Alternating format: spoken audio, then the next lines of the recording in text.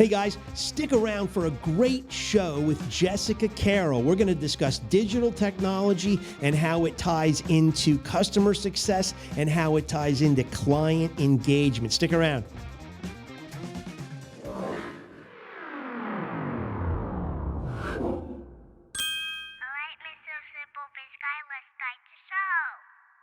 Hello, everybody. Jeff Mason and Jcx Carroll here from Jcx Strategies as our guest today. We're so excited to have you.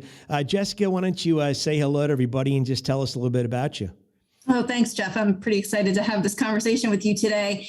Yeah, so I have, I spent my career, most of my career as an IT practitioner. I was an IT exec running technology forever. I always say I kind of grew up in the data center and then went from there. After 27 years of that, actually flipped my career a little bit and started to do customer success. Had some opportunities there to actually run a program from scratch, and really loved being in that kind of customer-facing position.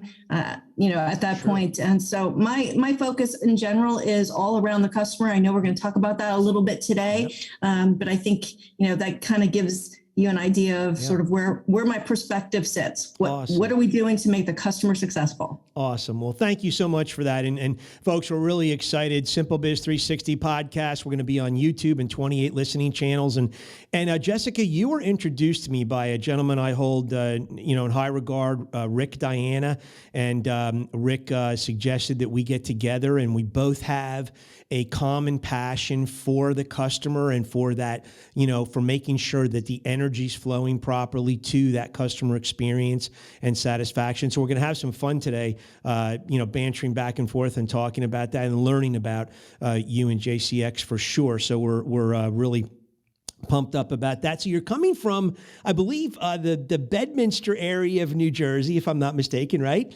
So in New Jersey, a little west of there, somehow I ended up in the country. I'm a city girl in the country. All right. Well, I'm from Berkeley Heights, New Jersey, so I'm not too far from you over there. I was grew up kind of right near Bell Labs over there in Murray Hill. So we're I'm excited to be. We're taping from St. Louis, but we're connecting with Jessica from Jersey. So we'd love you to just tell us a little bit. Where'd you grow up? What was the family makeup when you grew up? Yeah, I grew up in Summit, New Jersey, so right next door to you, I think, right? Yeah, sure. And it was a wonderful environment. I had amazing parents. I call them salt of the earth. They were just good, honest people, hardworking people.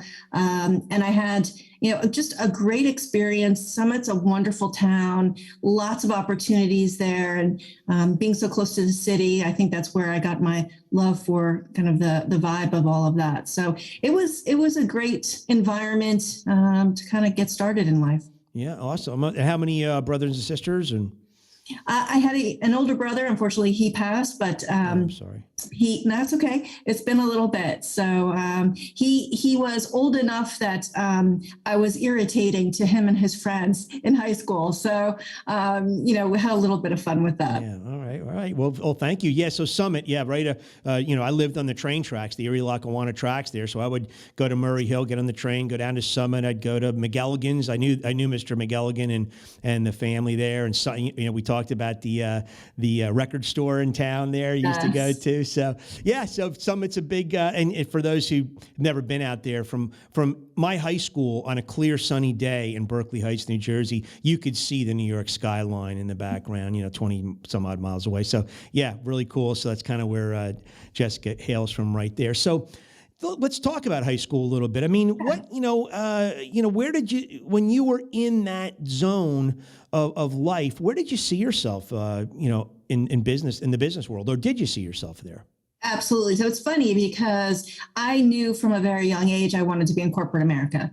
I mean, I'll tell you this story. I must have been 6 or 7, very young. My family traveled a lot. We did a lot of camping. We had a pop-up camper, and I went all over the country. And I remember one afternoon we were in a campground, and I, set up the camper as my office. And I was running the office, of course, right? So I had, pretend people coming to me for business purposes. And I had, in my mind, I had notes and papers and pens, and I was just doing the whole, I'm in charge kind of thing. So I would say I think there was never any doubt that that's where I was going to go. Oh my gosh, that is so cool. So you said, now, did this, when you went home, did you set up, did you play office at home and stuff too as a young girl? Or yeah, I think I was always bossing everyone around. The neighborhood kids, they had to come and do what I said. So well, that's so terrible, but no, it's true. That's too funny. Well, that's great. Well, I appreciate you, being so transparent about that. And that's fun to listen to. I had two girls, and, we'd often, I was always the customer in the restaurant. I mean, I would get served 17 meals on a Saturday, and it's crazy. But it was fun. I was then in the pool, I'd go in the pool and they'd be the hairstylist, and, I get my hair cut and washed, 25 times, which, I'd have a sore scalp because they dig but it was just fun watching young minds look with aspiration towards what they want. So very cool story. So where did you go to college, if you don't mind me asking?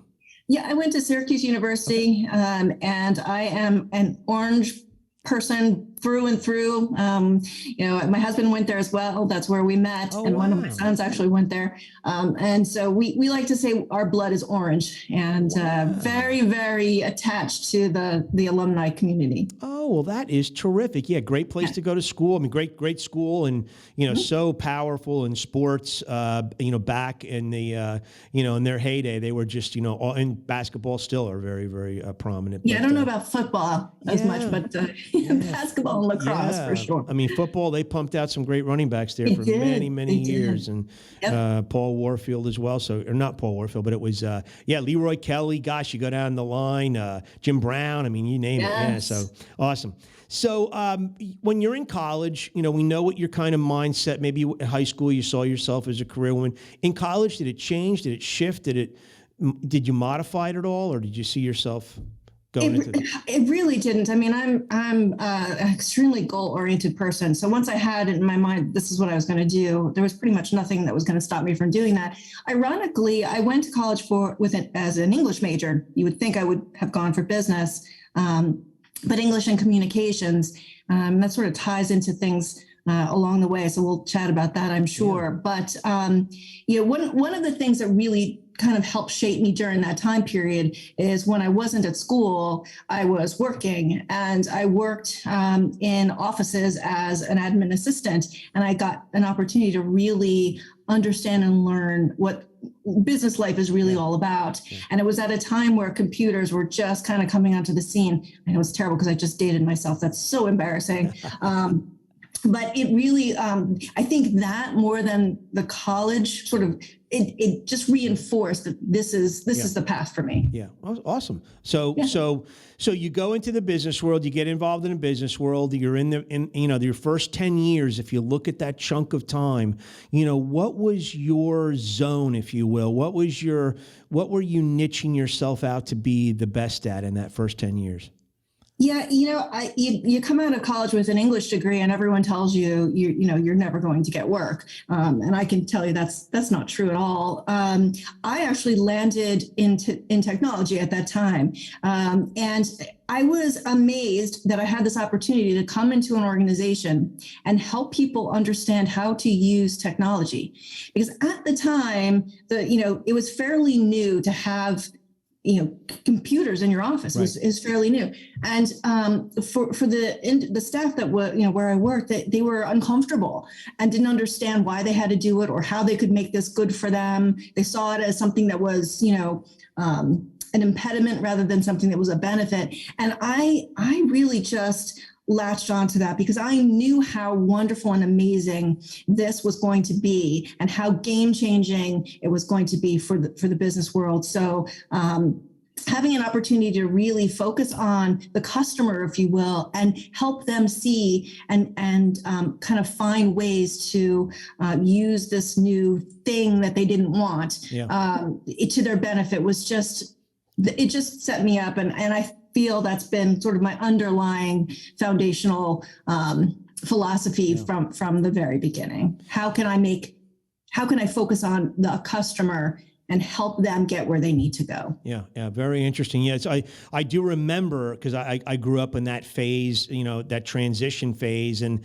I do remember there being a lot of really apprehension towards accepting it. I remember when we first got our, we as a company, we trialed laptops in 1995. So 3 people got laptops, and for a year they dealt with them, and meanwhile the rest of us are still dealing with fax machines and having to fax Word documents, and we're working on 286 computers. Believe it or not, even then, we really maybe 386. But yeah, and so I know what you mean. My dad was an IT director back from 1965. He was in the steel industry, and I remember going to work with him, going into the computer rooms with the IBM punch cards, and the power of that room that was 55 degrees and humongous with cards flying all over the place. Was a 286 computer. I mean, it wasn't that large in terms of RAM and certainly speed was not even there. But I remember him even then saying, this is the way to go. This is the way of the future. We've got to embrace it. And so yeah, I remember that apprehension. So for you to embrace it and say, hey, I want to champion being a transition specialist, if you will. Yeah. So great. So your second 10 years in business, I mean, how did that first 10 years shape what you did the next 10 years in business? Yeah, those first 10 years were important because number one, it taught me I needed to listen.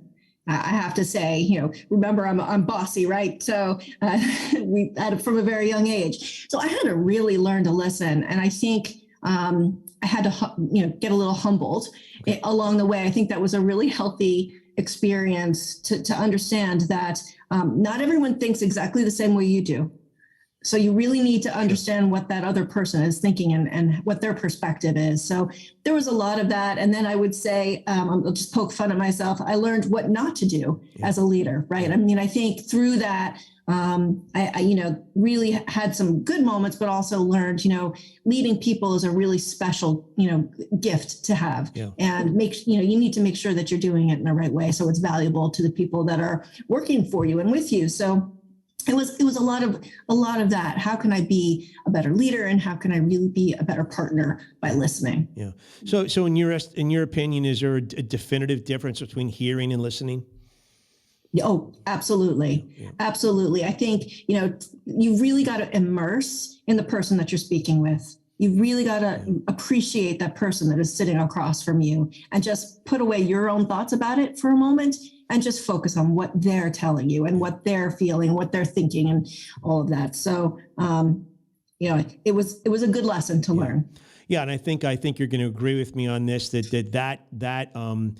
that ability to really understand the person by listening carefully, that then becomes a very important part of making the customer experience better in the end run. Because if you're not able to do that, or you're not willing to do that, or you're not patient enough to do that, you're never going to really truly understand being your guest, being your customer, and I think that's essential. So, and we'll certainly get there. So if you were, if you had to kind of describe or put a marquee on the second 10 years of your career, what would that marquee read in that second 10 years? Yeah, it was the ability to tie back to business value. So, there was a transition in my mind, in that time period where, this wasn't just about putting technology out on, people's desks. This was about solving a business problem. Yeah. And we really need to make sure we understand what that business problem is, and kind of make our messaging, communications, our training, our thought process, our reporting, all of that has to tie back to the business value, because otherwise it's just, fun, cool toys, but that's not the point. So that whole time period was very much about looking at being in business in a very different way than I had thought about it in the first 10 years. Yeah, interesting. And I like what you said a few moments ago as well, that I think we, as coaches, when you look at coaching and athletics, so much of the success of coaches are breaking down film, looking at what was done wrong, Because if you can isolate what was done wrong, then you can project what needs to be done right. And I have found in my career, I don't know about you, but I've found that there is an abstinence towards wanting to sometimes be humble enough to admit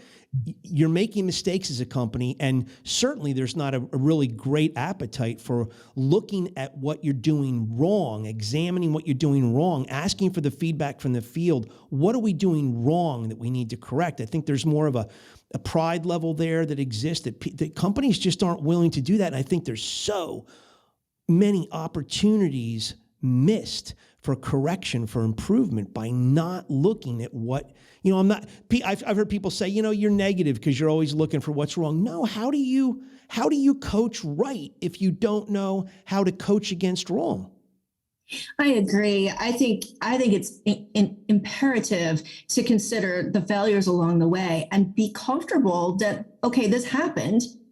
So now what are we going to do? And how are we going to make sure that doesn't happen again? I mean, it's basic stuff, but I think today more so than back in the earlier days in my career, I think there's a little more appetite to talk about, let's look at what was amiss here. Yeah. Certainly at that time, it was more, I think people were just afraid. They didn't want to get in trouble. They didn't want to get yelled at. They didn't want any negativity to happen or any fallout of any kind, right? I think, and I think that's a mistake because as you put so well there, ultimately the goal is let's deliver the best, whatever it is we're talking about, best service, best product, Yeah. Whatever it is that you're putting out there. And if that's our goal, we shouldn't run away from what we find doesn't work along the way. We should just take that, embrace it, fix it, and kind of focus on doing things differently going forward. So I'm a big believer in that. And I think today, as I said, I think there's a little bit more willingness for people to kind of open up about that. But I still see a lot of hesitation. And I always put that down to there's a lack of trust. And it's so important in your culture to be able to create that level of trust. And particularly when you're talking about with customers, certainly with mine, that's just sort of, a critical piece of how we make things successful. It's building that trust so that we can have those conversations honestly. Absolutely. No, well put. And I totally agree. So as you're in this transition, you're seeing, the technology world, again, as I remembered, it just started, the pace of the changes started just, exponentially moving quicker and quicker and quicker. And, for somebody coming out of college today or a master's program today and jumping into the business world, technology has always been at the epicenter of the business world to that person. For us, going through those transitions, we watched the change and the apprehension turn into mild acceptance and then major acceptance. And, we saw this whole thing evolve.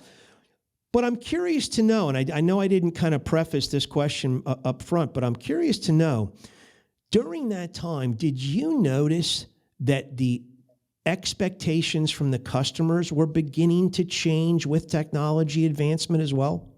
Absolutely. Look back, in your mind to around 2006, certainly 2007, smartphone came out. Wow, that was just an enormous game changer. The cloud was actually becoming a thing at that time. I think around that stage, there were some SaaS products coming out. Obviously, at the time, we weren't calling it that, but those kinds of innovations we're really opening up a conversation that hadn't been there before. So, and I'm sure you experienced this too, IT was always the back room. You can't get in there, closed doors. No one knows what goes on behind those walls, right? It's sort of this put on this pedestal of, well, they do stuff back there. We don't understand it. We don't know what they do. They just need to go do that. And around that time period that I was just describing, that was flipping. Yeah. And I'm so glad it did, right? I think it was such a great evolution and a necessary one, where there was, again, this other perspective that you had to think about and listen to. And I think as technologists, we were all, perhaps many of us anyway, were probably slower in accepting that.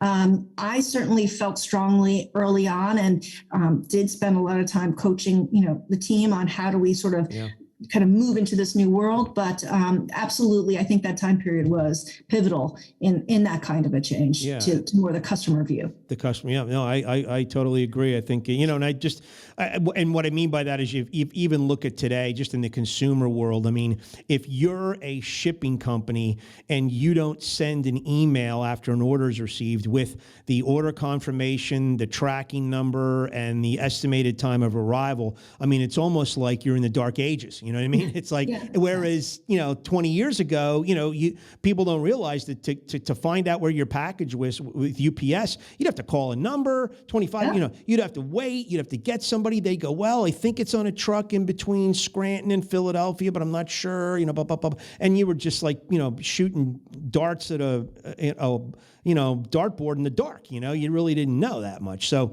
so that's where it's kind of, so I think the customers now, and now we've been saturated with technology. So we're at this point where clearly we probably know, most of us, what the customer expectations are. Talk about expectations a little bit. I know it's an important feature of your component of your business. Elaborate on that if you could. Yeah. I think I'll say it this way. I think setting expectations and communicating clearly what those are is critical to success.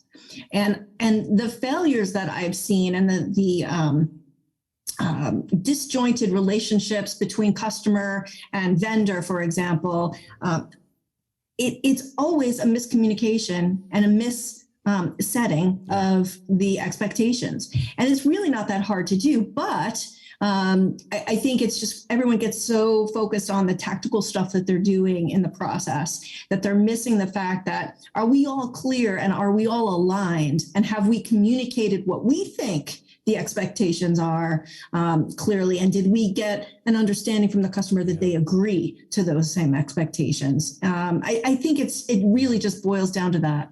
I am so glad you have that affinity for setting expectations, because I think that the communication and the lack of communication today is so prevalent. It was the first chapter in my book. I mean, it's the first component of my it's the first drawer of my 8-drawer tool chest is expectations. Yep. I just don't, whenever I've seen, 50% of the time when I've seen failures in business and you reverse engineer the failure and you look back, it's like, gosh, nobody realized what the expectations were, or it wasn't clearly communicated. It's fuzzy, but so I'm so glad you said that. So your next 10 years in business. Now you're, going from 20 to 30 years in business. You're really a very qualified professional. You know where your expertise is. How does your professional path change in those 20 to 30 years in business? What happens then? It did change. And I would say the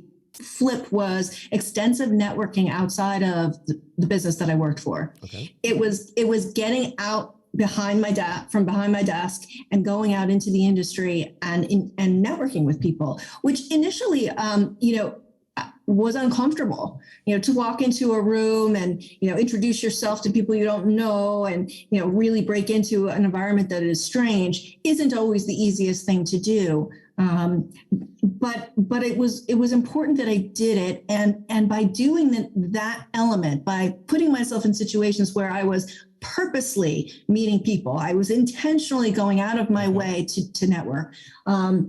A lot of opportunities came forward, and that's when I spent a good amount of time on the road doing speaking engagements around some of the technologies that we were implementing. Cloud was really exploding at that time. I did a lot of talking, out in the industry on that topic and how we had approached it and what we were doing with it. And So for me, I would say that time period was critical because it was important for me to meet people who had different perspectives, different types of companies, different approaches to technology implementation and to working with customers. And it was great learning for me. And I was able to take all of that and come back into my business with a much fresher view and vision on, where we might need to, think about putting our energy, or how we might, want to change our processes, or how we might want to communicate differently to our customers. So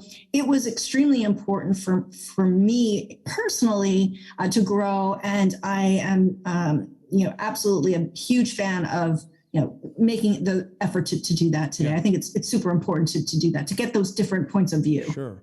So was that involvement with the customers in that year 20 to 30, was that also augmented by a mentor of any type? Did you have a mentor or inspiration, somebody in the business world that, on the side, parallel to all this, was saying, hey, Jessica, you should do this, that, the other? It's funny. I've never had a mentor. I've mentored people many times.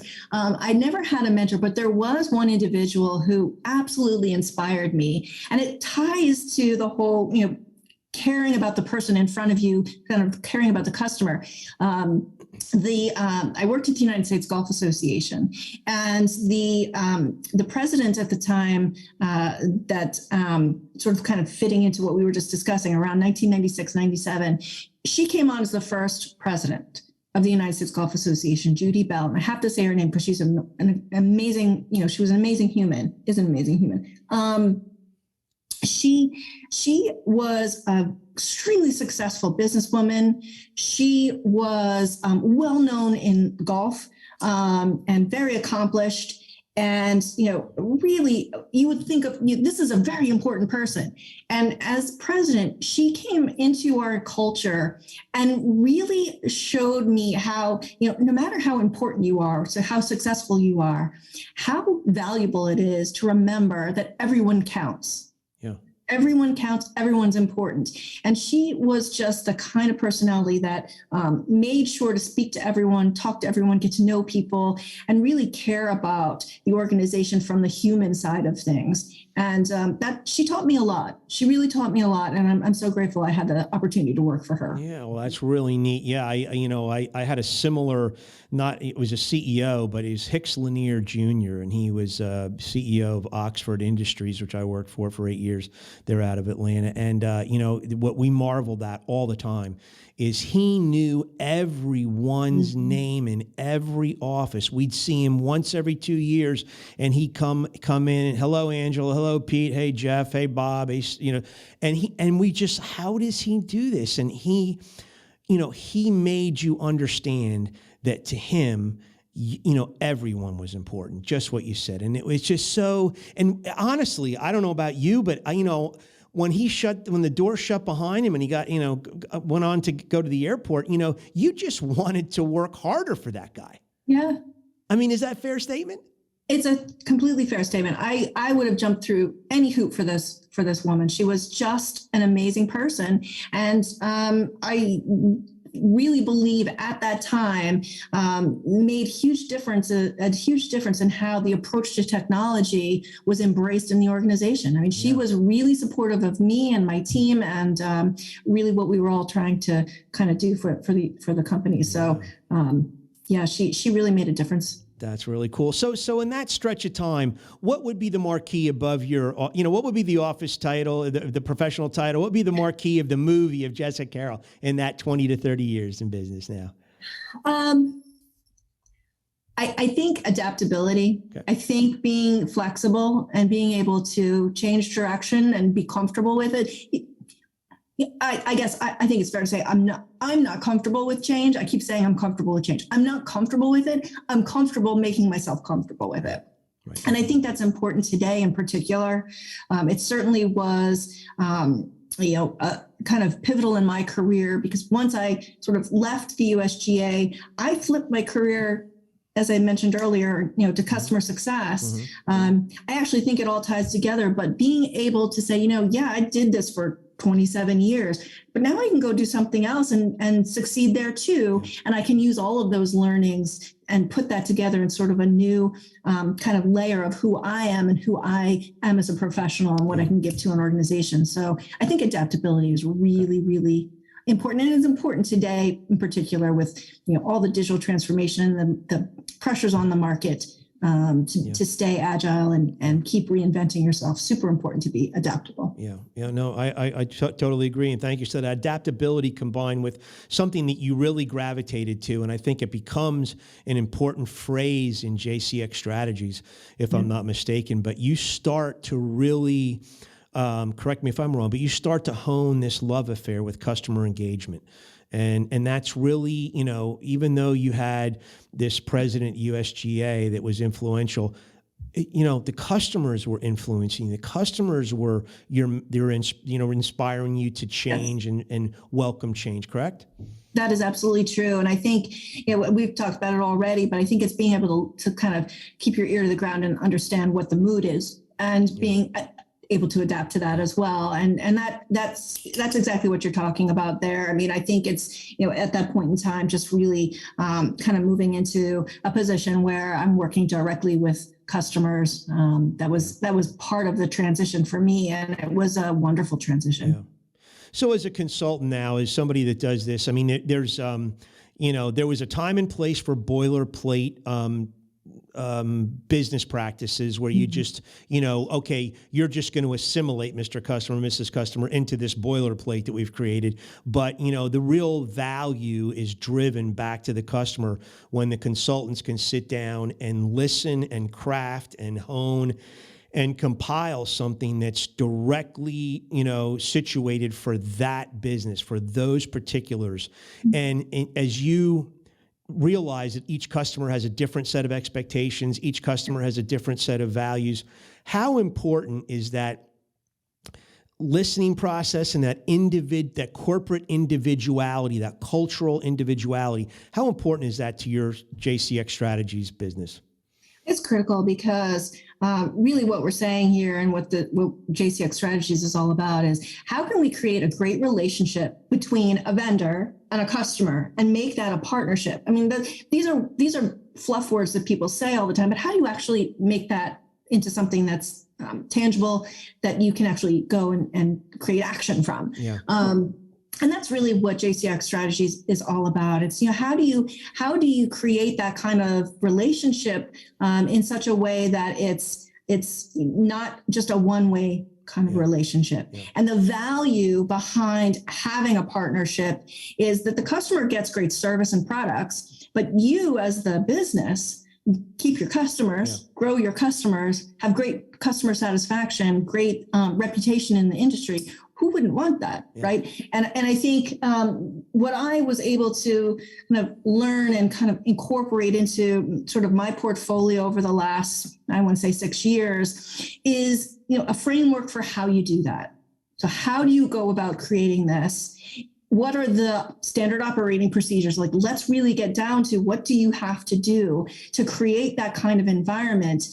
How can you help an organization change their culture in such a way that they're really living and breathing the customer first mantra? How do you do that? I mean, you can't just tell people you got to go do that. No, you have to actually help them and drive them down a path that is helps them find, what does that mean? So as an employee, how do you want to communicate with your customers, right? What is the message? And, what are the expectations, and making sure that the internal organization is as clear on those expectations as the customer is on those same expectations. So Jcx Strategies is really about the concept of creating the relationship that is beneficial to a two-way beneficial, sort of marriage, if you will, but making it actionable and setting the expectations. We talked about that already, enough that you can measure them and report on them transparently. So how do you set the stage to do that? And it's far more than performance metrics. It's really, are we hitting those business success metrics that our customer cares about? Are we servicing them in such a way that they're winning? Because if they're winning, we're winning. Yeah. And that's really what Jcx Strategies is all about. So it's a top-down buy-in too, isn't it? I mean, you have to get the C-suite to buy into it, don't you? I mean, you do. And in my experience, and maybe it's because I sat on the practitioner side of the house for so long. It's, if you're going to walk into a customer and try to gain that trust with them and have those strategic conversations, you sure better know what you're talking about from their point of view. So we talked about this already, that understanding the perspective of the person in front of you is so important. Well, that's why, because if you understand, and have listened enough to what, say, that CIO is telling you is important to him from a business point of view, it puts you in a position then to kind of take your services or your products and turn them into something that is actually something they want to buy and keep buying. So that's really, really important to kind of hit it at that level. So I'm curious to know, and I appreciate all that, background and explanation, but I'm curious to know if you run into this at all. So I don't know how else to explain it, or I haven't seen it labeled yet, but so we have customer-centric behavior and activity that flows to the customer. And then I, for lack of a better term, I call it employee-centric. And what I'm seeing more than I've seen in the past, I'm seeing companies that say, hey, people are our most important asset. Okay, I totally get that. But in line with that, we're going to change the way we do things to make life easier for our employees. What they fail to realize, in my opinion, is the weight-bearing load of the actionable task has to be transferred to someone. So you're now making it easier on your employees, and you're transferring that weight-bearing load of actionable tasks to the customer. And many companies don't realize they're doing that. And so, without the benefit of having that customer feedback to come back to these companies, I think I'm seeing a disconnect in my arena that I work in. And that's why I think it's so important to, in the customer experience genre, to bring this to the awareness level of the C-level personnel, because if they're too slanted to employee-centric, they're not getting the repeat referral customer business they thought they would. Are you seeing any of that? What I see, I do see it. I think that companies tend to anecdotally think they know what the customer thinks.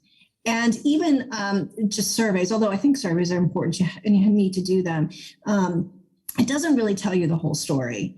And that's why I believe having that relationship in some form or another is so important, because you need to have a channel where you're getting the truth. Yeah. And you may not like what the truth is, but you need to have that channel, and you've got to make sure, I agree, the C-suite, of your business has to hear what's really, what's really thought of by your customers. It's important to do that. So I think that's important. I agree. The employee experience is so critical, and lots of companies are focused there.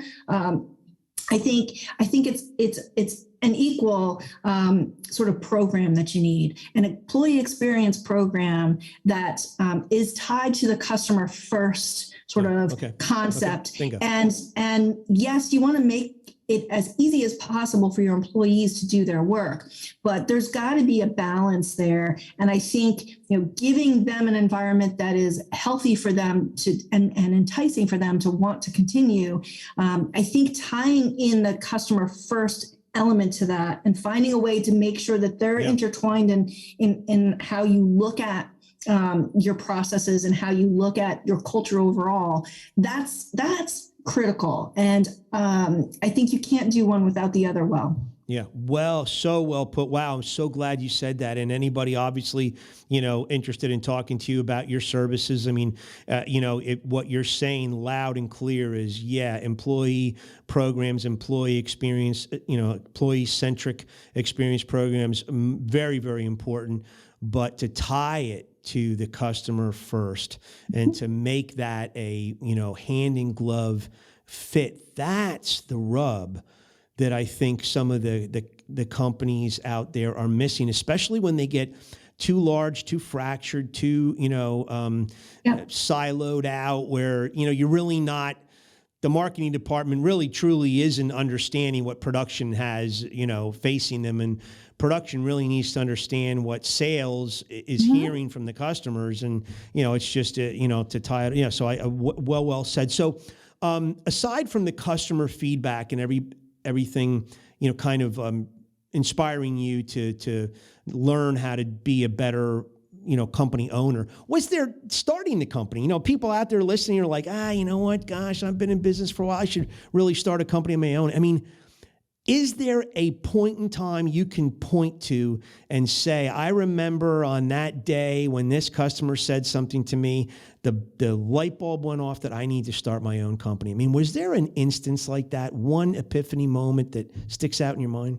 I don't know if there was one epiphany moment, but there's a couple of things. I think that kind of being out in the industry and speaking and writing as much as I have been fortunate for me to do, and the feedback that I get from that sort of led me to the understanding that, okay, I'm talking about something that somebody out there cares about and seems like it's helpful to them. So if I'm able to put something out there that's helpful to someone else, maybe that's a value.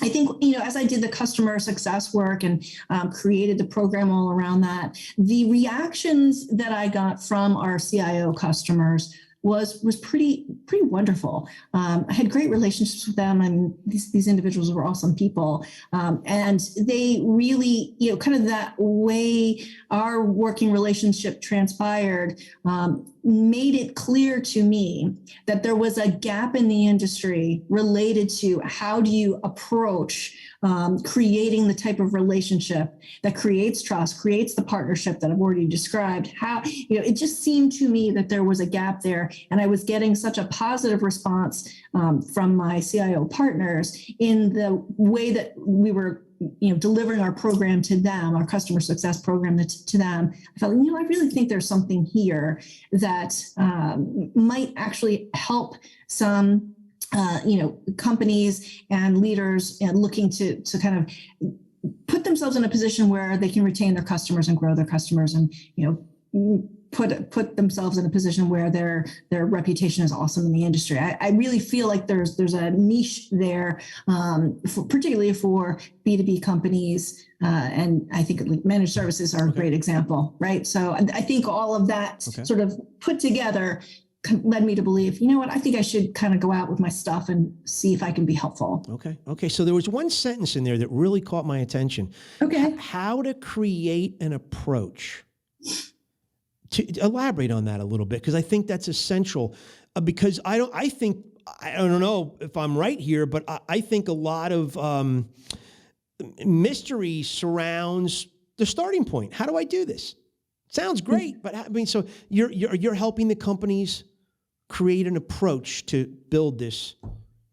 Yeah, some companies are going to have a customer success organization. Your SaaS companies today, it's very common to have a customer success organization. What I'm talking about is a slightly different take on that. So not for software as a service, but kind of putting in a framework and an approach for companies that are not SaaS, where you might have a bit more intimate relationship with your customer. So a managed service company selling into a manufacturing company, it's that kind of a relationship.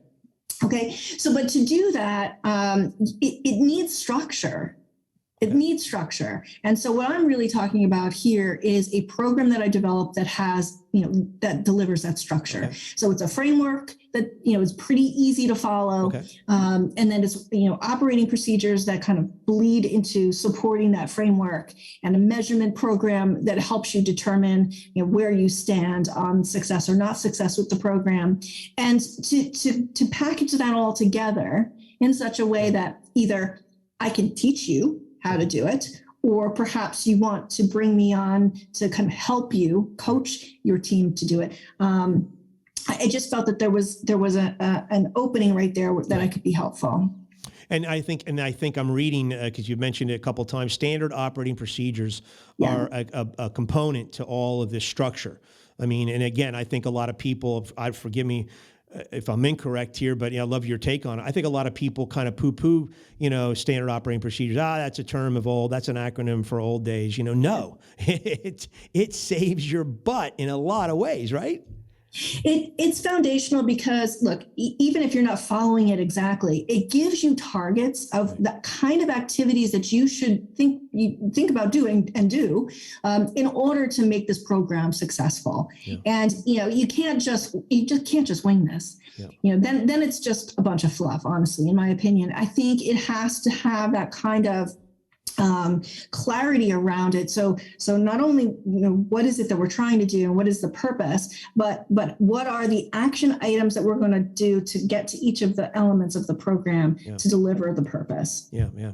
Well, procedures is another one of my tool chest drawers. So expectations and procedures, I got two of them covered there, but I feel so married to, and I've always advocated to standardizing those because, they really help to curb. They really help take the individuality and personality out of the sequential order of things that need to be done. Then you can always inject that person's personality and, I guess a personal attitude towards that. But man, don't take away from the procedures because the procedures are what guard you against failure or guard you against meeting customer expectations and so many other things. So it's just so cool. So speaking of books, I know you've got an exciting, I don't know if you're ready to make the announcement, but what exactly you and a book got to do with each other? Well, a book is coming out called The Digital Transformation Demystified. And it is a book that is being put out by the Institute for Digital Transformation, which is an organization of which I am a fellow. So there are a number of fellows where executives, IT execs from all around the globe. And we work, speak, write on the topic of digital transformation. And we're really kind of attached to this subject. So we have this book coming out and a number of us as fellows have each written a chapter. So I did write my chapter. It is coming out, I think, later this summer, early fall. And the chapter should not to be a surprise, is about client engagement and how you really put some structure around that and how you execute against the concept, which can often sound sort of fuzzy and fluffy. So that's what the chapter is about. So hopefully someone out there listening to this is excited and interested in what we're chatting about and wants to take a look at the chapter in the book and it may be helpful to them. I mean, if they're, so customer engagement, client engagement, customer success, customer experience, these are all common phrases with your line of work. And certainly I'm a customer experience coach. So, I live and breathe that, have been for 30 years. So, if there's anybody from a C-level position, whether big, small, medium-sized company listening right now or viewing this, is there any one thing you could point to that say, listen, if you could just think about your business from this vantage point, this will help you realize if you really need to get more involved in customer engagement? Is there any one thing that would jump out at these C-level people to really make them realize that we're not as engaged with the customers as we thought we were? We sort of talked about the whole survey thing and getting their perspective, and I think that's sort of important. I would flip it this way. Okay. I would kind of flip your question a little bit. Okay. I think that, if you're a business owner, you're a C-suite, you're thinking about this, you're hearing us. If you are interested in growing your business, keeping your customers, and having a great, brand reputation, you need to think about engagement. And it's employee engagement and it's customer engagement. It's both. And, we've thrown a lot of terms out here and I define it this way. To me, customer or client engagement is the entire program around how you create a relationship with your customer so that they want to stay your customer or be your customer, right? And within that, you've got the customer experience. So how the customer feels about you as a company every time they interact with you. You've got customer success being, in my view, it's a discipline that sort of sits under that engagement bubble. It's a discipline to execute against the purpose of engagement. So I look at it that way. And I think that sort of to answer your question, I think that anyone any business person that is excited about growth and keeping their customers really should consider, a program such as this to help them get there. Yeah, I love it. I love it. So, and again, I tell customers, I tell people all the time is, pick up a small customer, pick up the phone. You're a restaurant owner. Stop by the table, for Pete's sake, on the way out the door. How was everything? I mean, come on, how hard is that? But we all miss it, right? I mean, we just in the scurry of trying to get everything done, we kind of almost just have nullified that as an important aspect of business. But my gosh, if you ask them, they will tell you, right? I mean, if you ask them, they will tell you. They really will. And we used to pay quite a fee for a customer feedback survey every year at Oxford Industries, and where our buyers were asked some very, very diligent questions that really exposed a lot of our shortcomings, and it really allowed us to improve quite a bit. We discovered a lot about ourselves going through that, and and again, I think it's healthy because at least the C-level personnel were able to hear it from an independent source rather than their marketing team or sales team or whatever, So it was very good, but I'll tell you what, we made a lot of corrections off that information. And so I think it's super healthy. So just a couple more questions. Your hallmark. I mean, if someone's sitting here going, wow, Jcx, maybe I should look them up. What's your hallmark? What is Jessica Carroll, after being in business, your business career, what are you known for? I mean, who are you? What's your hallmark? I would say customer at the core. And I say this all the time, and I think anybody that's worked with me would agree.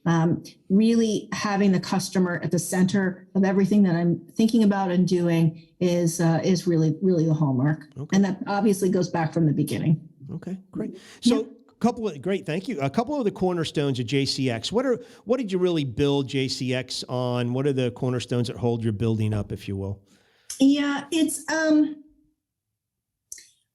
it's creating structure for a client engagement program. I mean, that's sort of the big thing. But within that, it's creating the structure. It's understanding what's needed and what kind of profile you need for the behaviors of your employees to execute against that, customer engagement program.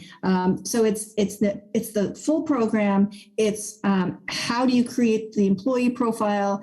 How do you create an overall culture within your organization to drive this in a way that's going to succeed? And how do you measure all of that? So I would say those are the key elements. Okay. Oh, no. Awesome. And you've mentioned all of them before, but I'm glad you just were able to sum it up there. So beautiful. And then the various programs Jcx Strategies has, you don't have, I mean, do you have a catalog or a menu, or is it something that's just? Yeah,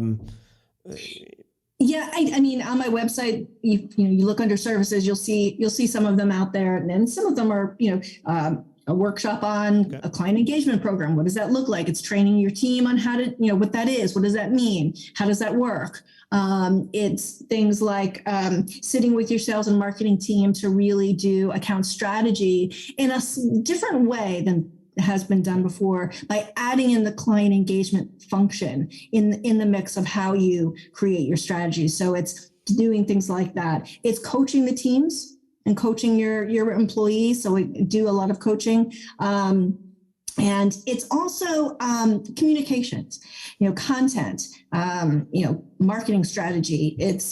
Although I'm not a marketer by trade, it's how do you create that thought leadership in the industry that your customers are going to get value from. They're going to help drive them to have a conversation with you. And it could be, your customer could be internal. I've done some work for organizations where a CIO wants, help with communications within the organization and to the C-suite. So, we kind of can look at it a couple different ways. Huge. I mean, the bigger the companies get, the more fractured internal teams getting along, working together, compatibility, project enhancements. Oh my gosh, there's a wealth of opportunity in all of that. So no, very, very cool. So Jcx Strategies, what's your website? Anybody can go to if you don't mind.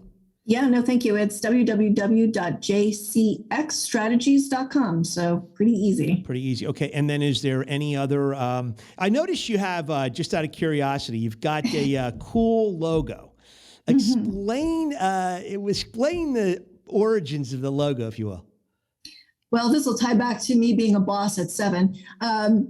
So the logo is actually a lioness with a crown, and it's sort of I'm going to say it's a joke because I'm often called the queen, and I think they don't mean nice things by it when my employees have called me that. I don't know, but I actually love it and I don't care. Good, bad, or indifferent. It's sort of that image, and this is going to sound so silly, but I've always identified as a lion. Like if you were to say, what's your spirit animal? I'm not really into that kind of stuff, but I would absolutely answer a lion because it's like king of the jungle. I'm ready to roll. So it sort of fits. And, I am poking fun at myself, honestly. I really don't think I'm the queen or a lion. But it's just, a little bit of a joke on myself. And I just like the way it looks. Well, I know. Listen, I think it's cool. I was an executive with one company, and I found out years later the guy slipped and he said, yeah, the general. And I said, what? The general? What do you mean the general? Oh, shoot, that's what we used to call you, the general. I'm like, oh, what? But I mean, that's the way it works sometimes when you get there. But, well, very cool. Is there any question or anything about your business that I failed to ask you that you want to kind of highlight and talk about? And I don't think so, other than, if you take a look at what I have on my website, it's a flavor. I would say that Jcx Strategies is fairly customizable. There's a lot of different ways that we can help an organization, whether it's internal communications and culture, or it's really setting up that structured program. So I would say, if any of this resonates and somebody wants to just have a conversation, I'm happy to do that. So just kind of reach out to me and let's chat, because I may not be able to help you long-term, but I'm always happy to chat, Okay. And everything that you do, all this that you offer, am I right in assuming that the common thread is digital technology through it all? Is that correct? It is, just from the standpoint of, since I've lived my career in technology, it's really easy for me to have these conversations with companies that are technology related. That said, what Jcx Strategies does isn't specific to technology. So a marketing group might say, well, we really want to bring her in, or we've got this employee experience we're trying to do, and maybe they can, she can kind of come in and help us with that. So I tend to lean towards technologists and the technology area, but I would say that the program overall works pretty well across industry. Okay. Yeah, because, customers don't always, the feedback you're going to get isn't always related to technology, and the structures to build a better cultural inside the company isn't always, it's more personal, and it's more eye-to-eye contact and what you do with the people. So I'm thank you for answering that and clarifying that. If you, just out of curiosity, the name of the book that you guys, are you able to announce the name of the book that you've jointly written? It's a digital transformation, Demystified. And like I said, it should be out a couple months. Now, is it going to be something that people can buy on Amazon or Barnes and Noble? I believe so. Yes. Okay. So jcxstrategies.com. Is that correct? Yep, that's right. Okay. And and then the last question we love to ask is, we love rock and roll. I don't know if you're a rock and roller, but we just love to ask our guests to dip back. What's an important tune to you? What's something that it really resonates with you and has become part of your just makeup in terms of rock and roll songs? Well, first of all, it has to be Lenny Kravitz, because I think that not only is his music just awesome, I think he exemplifies, at least publicly, just a really caring person. And I think his perspective on life, just from, again, I don't know him obviously, but he certainly puts out into, the world this kind of caring, and let's just love each other. Let's just be kind to each other. Let's just be positive. So his, there's a a song of his that, you turn this song on and it gets me pretty pumped up and it makes me feel good. It's called Live, and it's from his album 5, which came out 1998, I think. But if you listen to that song, it's, it not only to me is a feel good song, I think the message is actually really important. And it's something that I do try to live by. Not always thinking of everything in a positive way, but I think that's really what his purpose is. Let's stay away from negativity. Let's really focus on the good stuff. No, I would agree. I would totally agree with you. Actually, Rick Diana, when he picked one, he did 2 podcasts with us. He picked Lenny Kravitz for one too. So that's funny. Now you don't strike me as the kind of person that needs. You strike me as the kind of person that bounds out of bed ready to tackle the day. Are you? I mean, you're not. You look at it a glass half full from minute one, don't you? Yes, usually. I figured. Although I'm not sure my husband would agree that, but I really do. I mean, even when, look, things get you down, even when things do get me down, it's just sort of fighting through that. Yeah. And there's some good stuff we can do. Let's just move on. Well, very cool. Well, you're so engaging, and it's just wonderful to chat with you. And I loved our pre-chat with you. I said, Rick, this is a great introduction, and I'm so excited to be part of telling your story. Guys, Lenny Kravitz, you'll see him in the upper right-hand corner. You see that little card up there Matt will put up. You just click on that. That'll take you to a cool video by Lenny. We always say, Jessica, here, and I'm sure you would agree, we say if you want to change the results of your business, look at the how you do business. It's the team of horses that are the experience of customers that are pulling the cart of the results behind. And I think that's Jessica would say the same at Jcx Strategy. So if you want more information on Jessica's programs, jcxstrategies.com. Thank you so much. We really appreciate the time. Enjoy the rest of your summer. And folks, we will see you in 168 hours. Take care. Thanks so much, Jessica. Bye-bye. Thanks. Bye.